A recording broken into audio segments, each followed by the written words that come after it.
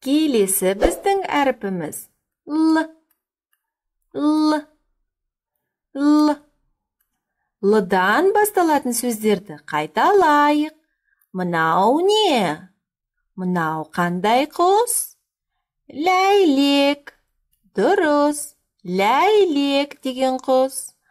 Ал мынау Лдан басталатын жануардың аты қандай?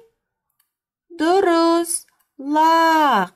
Ешкінің баласын лақ деп атайды. Жарайды. Онда бірге оқиық. Л. А. Р.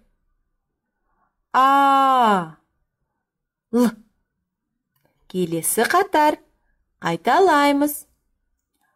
О. Л. О. Л. О. Келесі қатар. Р. А. Л. А. Р. Жарайсыңдар, балалар. Балақайлар, енді біз мынау Лдан басталатын заттың атын тауып көрейік. Мынау не? Дұрыс. Лақ.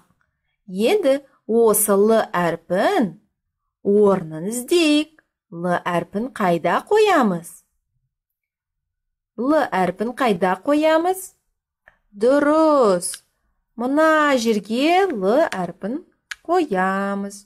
Жарайсыңдар, балалар. Бір буынды сөздерді оқып үйренеміз.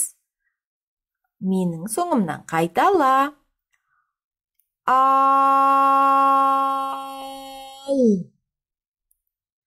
Адан Лға дейін жеткенше біз аны созамыз.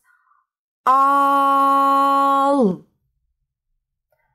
Ал. Келесі. Ар. Ар. Келесі сөзді әрі қарай оқимыз. Ар. Ар. Келесі. Ал. Ал. Келесі. Ар. Ар. Ал. Ал. Адан Лға дейін созылады. Аны созамыз. Лға жеткенше дейін біз аны созамыз. Ал. Келесі.